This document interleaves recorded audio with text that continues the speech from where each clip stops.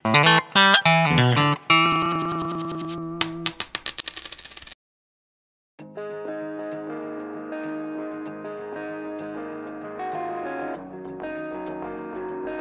pattern, atau pola grafik, atau biasa disebut singkat, pola, sudah dikenal sejak beberapa puluh tahun yang lalu. Dan, saya menduga akan tetap digunakan hingga dekade-dekade mendatang.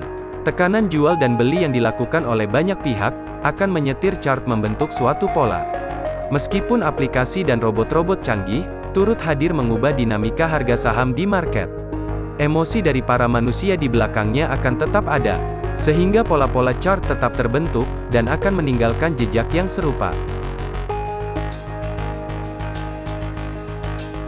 Tentu, chart pattern hanyalah indikator dengan arti dan makna tertentu. Anda sendirilah yang melepaskan anak panah. Makna tiap pola disimpulkan berdasarkan pengamatan berkelanjutan, para trader terdahulu.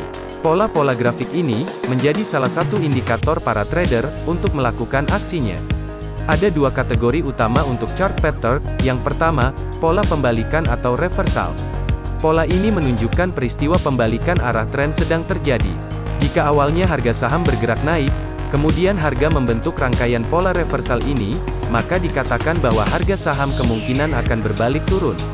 Pola kedua, disebut continuation pattern, atau pola berkelanjutan. Pola ini menunjukkan bahwa tren di pasar hanya pause, berhenti sejenak, untuk kemudian lanjut meneruskan trennya. Biasanya, tren harga akan sedikit melambat atau pause itu karena kondisinya sedang overbought, atau oversold, secara jangka pendek. Jadi, chart yang konsolidasi dapat meredam kondisi over tersebut, untuk kemudian lanjut meneruskan arah trennya.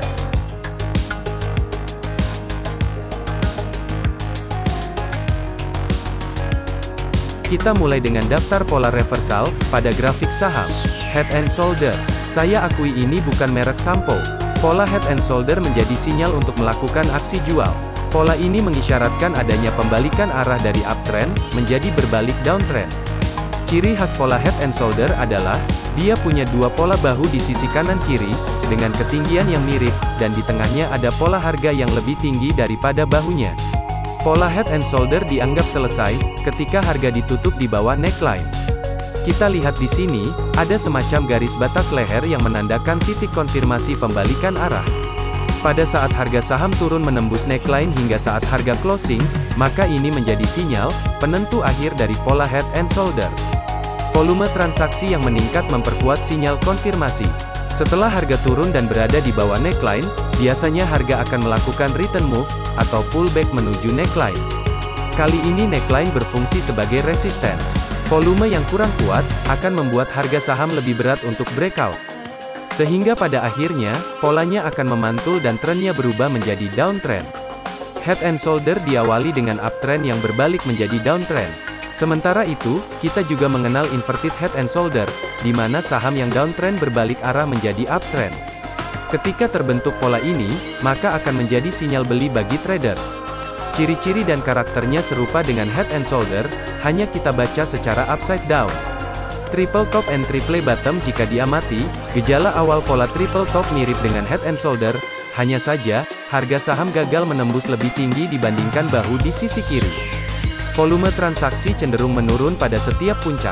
Ini menjadi tambahan indikator untuk mengonfirmasi, bahwa harga membentuk pola triple top yang valid. Sekaligus menjadi indikator untuk aksi jual. Titik konfirmasi pembalikan arah terjadi ketika volume yang meningkat signifikan, ketika harga menyentuh garis support. Sebaliknya, triple bottom menjadi sinyal bagi trader untuk melakukan aksi beli.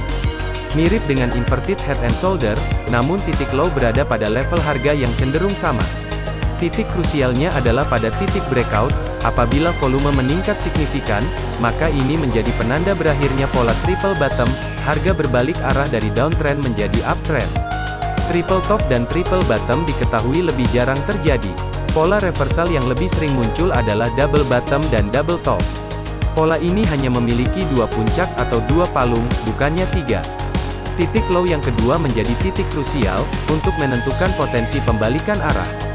Jika dicermati, sebetulnya karakter pengukurannya jadi mirip dengan pola head and shoulder dan inversinya, hanya saja pola kepalanya tidak terbentuk sempurna.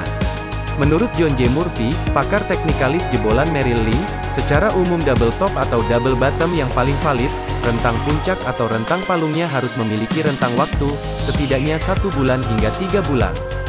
Jika observasi Anda pada skala weekly chart ataupun monthly chart, pola ini bisa terbentang hingga jarak bertahun-tahun. Pola saucer punya karakteristik rounding bottom.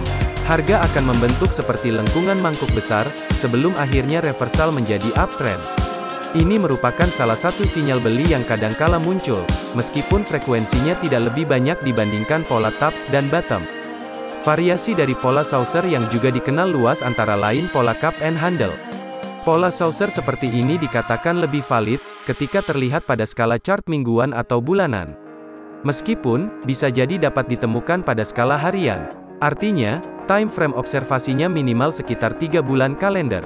Semakin lama lengkungan ini terbentuk, maka semakin kuat indikasi breakout-nya. Pergerakan harga, awalnya sangat pelan, dan lambat laun akan memberikan sinyal lompatan harga yang kuat. Karena disertai dengan volume transaksi yang tinggi, akan menjadi bullish yang sangat kuat. Sementara itu, untuk pola cup and handle, harga gagal membentuk strong bullish pada percobaan pertama, dan akan membentuk handle-nya terlebih dahulu untuk beberapa pekan. Barulah kemudian saham akan terkonfirmasi reversal menjadi bullish, setelah neckline tertembus. Spike merupakan koreksi harga yang terjadi sangat cepat, dan tanpa ada masa transisi. Penanganan atas pola ini sangat sukar, karena terjadi dalam durasi yang sangat singkat. Sentimen yang seringkali mengiringi pola ini adalah, ketika kondisinya pasar sudah sangat jenuh, bisa jenuh jual ataupun jenuh beli. Jika jenuh jual, kemudian terjadi spike, harga tiba-tiba meningkat pesat, ada kemungkinan Anda akan ketinggalan kereta. Anda terlambat masuk ke saham tersebut. Sebaliknya, jika spike terjadi di pucuk, maka kemungkinan nyangkut akan sangat besar. Pola spike cukup sulit untuk diamati, dan sukar untuk dilacak dari awal. Pengaruh sentimen pasar serta berita atau news yang muncul, menjadi variabel kunci terjadinya spike ini. Untuk mengukur apakah pasar sedang jenuh atau seberapa jenuh pasar sekarang, Anda membutuhkan indikator-indikator teknikal tambahan. Tidak bisa jika hanya mengandalkan pola chart saja. Indikator teknikal untuk mengukur tingkat kejenuhan pasar akan saya ulas lain waktu.